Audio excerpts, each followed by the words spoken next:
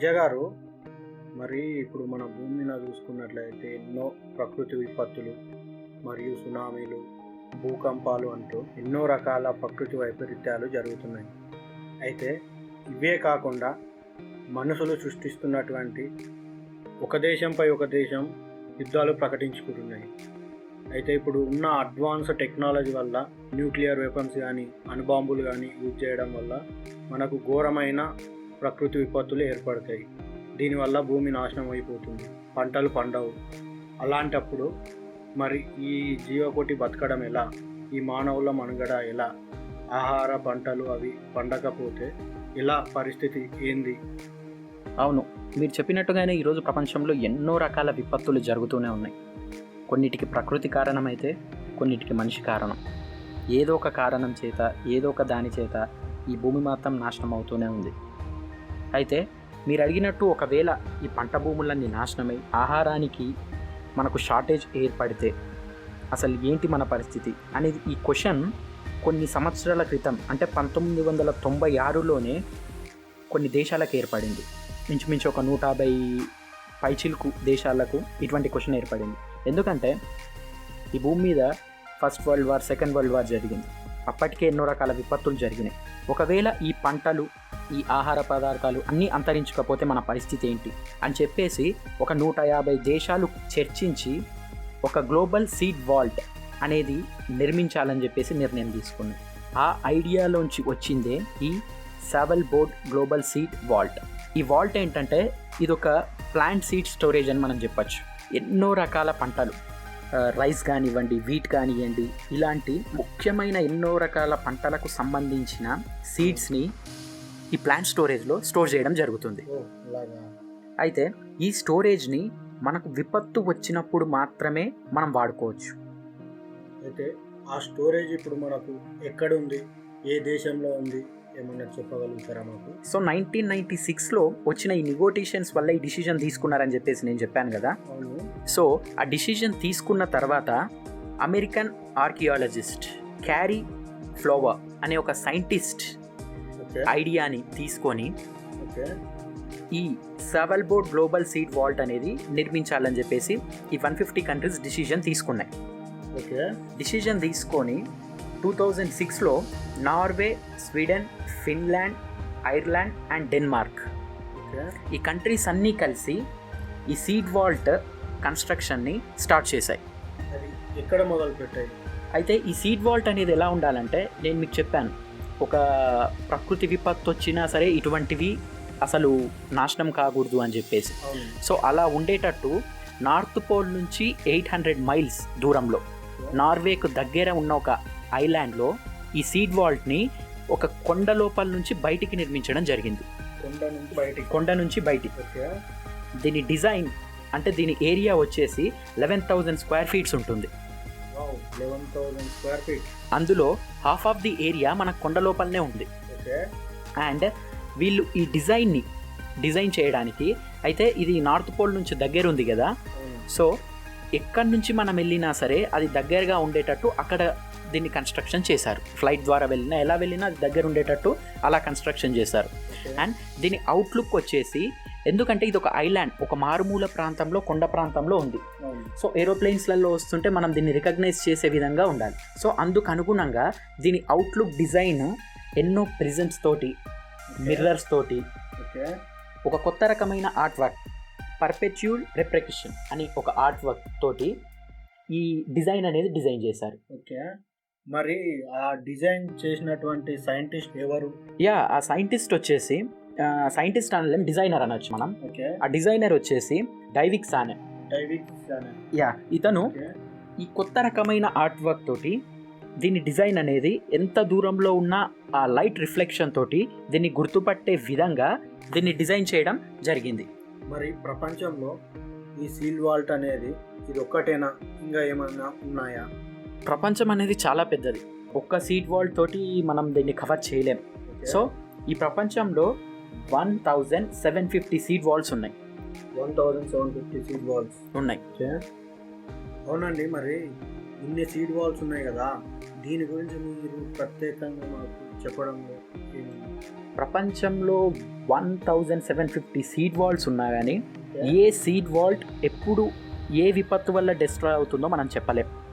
కానీ ఈ seed Walt మాత్రం ఎటువంటి విపత్తు వచ్చినా సరే డిస్ట్రాయ్ అవ్వనంత విధంగా అంత స్ట్రాంగ్గా కట్టారు. అయితే ఈ సీడ్ వాల్ట్ కన్స్ట్రక్షన్స్కి నార్వేయిన్ గవర్నమెంట్ 9 మిలియన్ ఖర్చు చేసింది. ఆ 9 మిలియన్ ఖర్చు చేసి అంత స్ట్రాంగ్గా ఈ సీడ్ వాల్ట్ని ఆ గవర్నమెంట్ బిల్డ్ చేసింది. ఓకే, మరి వేరే సీడ్ వాల్స్ డిస్ట్రాయ్ అయ్యే అవకాశం ఉందన్నారు.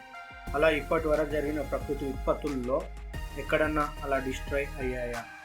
అయ్యాయి. ప్రకృతి విపత్తు వల్ల కొన్ని, మానవ తప్పుల వల్ల కొన్ని, ఇలా చాలానే జరిగాయి.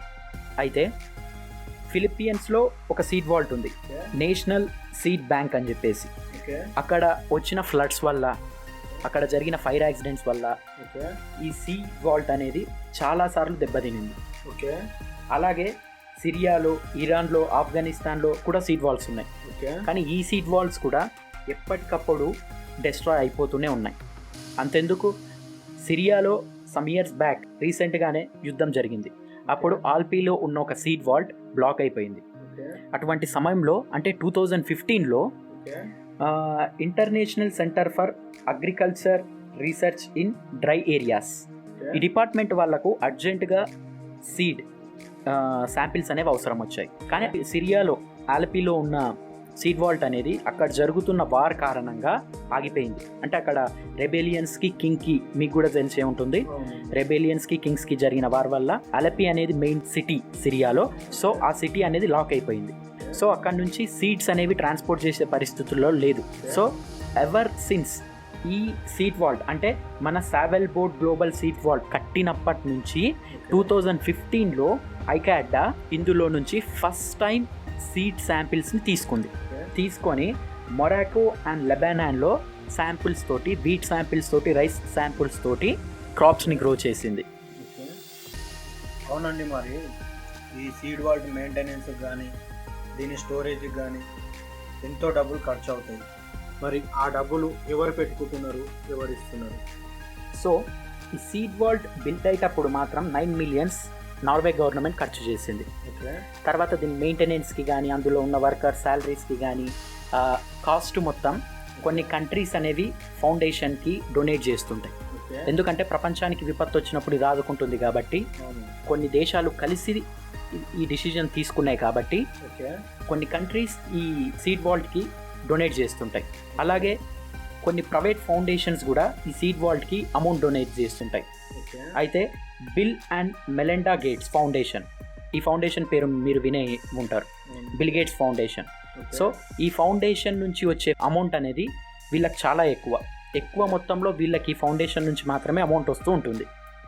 ఓకే అండి, మరి ఈ స్టోర్ చేసిన విత్తనాలు అనేటివి మనకు ఏ విధంగా దాన్ని ప్యూరిఫై చేసి ఏ విధంగా ఎక్కువ రోజులు ఉండేటట్టు చేస్తున్నారు? సో ఇక్కడ స్టోర్ చేసిన సీడ్స్ అనేవి కొన్ని వందల సంవత్సరాలు కాదు, కొన్ని వేల సంవత్సరాల వరకు డిస్ట్రాయ్ అవ్వకుండా ఉంటాయి. ఓకే, ఎలా అంటే వీళ్ళు ఇక్కడ స్టోరేజ్ -0.4 ఫారెన్హీట్స్లో ఇక్కడ టెంపరేచర్ మెయింటైన్ చేస్తారు.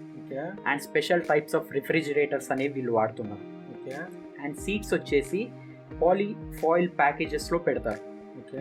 Air tight aluminium bags use చేసి వీటిని స్టోరేజ్ చేస్తున్నారు.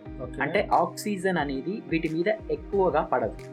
ఆక్సిజన్ ఎక్కువగా వీటి మీద పడకపోతే వీటి ఏజింగ్ ప్రాసెస్ అనేది తక్కువైపోతుంది, అంటే వాటి ఏజ్ అనేది తక్కువైపోతుంది. అలా ఈ సీడ్స్ అనేవి కొన్ని వేల సంవత్సరాల వరకు డిస్ట్రాయ్ అవ్వకుండా అక్కడ స్టోరేజ్ అవుతూనే ఉన్నాయి.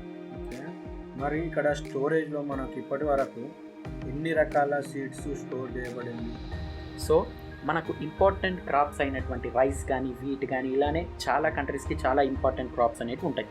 ఇలాంటి ఇంపార్టెంట్ క్రాప్స్కి సంబంధించిన సీడ్స్ అనేవి ఇప్పటి వరకు 4.5 మిలియన్ శాంపిల్స్ని ఇక్కడ స్టోరేజ్ చేయడం జరిగిందండి. ఓకే అండి, మరి ఇక్కడ స్టోర్ చేసిన సీడ్స్ వచ్చేసి ఎవరు తీసుకుంటారో వాటిని తీసుకునే రైట్స్ ఎవరికి ఉన్నాయి? సో యాక్చువల్గా ఇది కట్టడం మాత్రం నార్వేలోనే కట్టారు కానీ బట్ ఇందులో ఉన్న సీడ్స్ని తీసుకునే హక్కు నార్వే గవర్నమెంట్కి లేదు. ఎందుకండి అలాగా? అయితే ఈ సీడ్ వాల్స్లో ఎవరైతే సీడ్స్ స్టోరేజ్ చేస్తారో అంటే డిపాజిట్ చేస్తారో వారికి మాత్రమే విత్డ్రావల్ హక్ అనేది ఉంటుంది. అంటే ఇప్పుడు మనకి ఇది ఒక బ్యాంకు టైప్ అనుకోండి, ఒక బ్లాక్ బాక్స్ టైప్ అని చెప్పచ్చు. మీకు బ్లాక్ బాక్స్ థియరీ ఐడియా ఉంటుంది. అయితే ఆ బ్లాక్ బాక్స్ థియరీ ప్రకారం ఏంటంటే ఎవరైతే డిపాజిట్ చేస్తారో వాళ్ళు మాత్రమే విత్డ్రాల్ చేసుకోవాలి.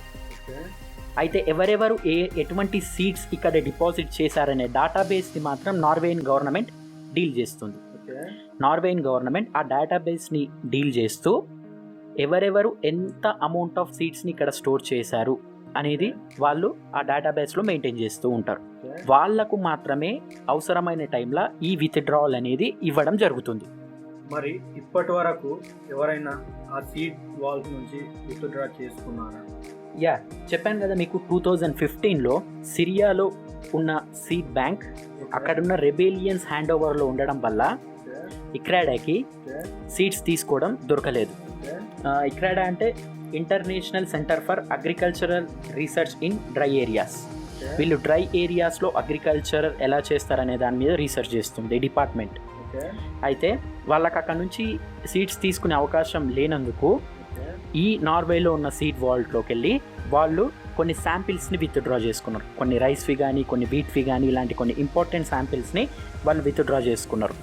ఓకే తేజ గారు, మరి ఎలాంటి విపత్తులు ఏర్పడినా, ప్రకృతి వైపరీత్యాలు ఏర్పడినా, యుద్ధాలు ఏర్పడినా మనల్ని మనం కాపాడుకోవడానికి, పంటల్ని కాపాడటానికి ఒక సీడ్ వాల్ ఉందా అనేది మీరు ఎక్స్ప్లెయిన్ చేశారు. ఓకే అండి.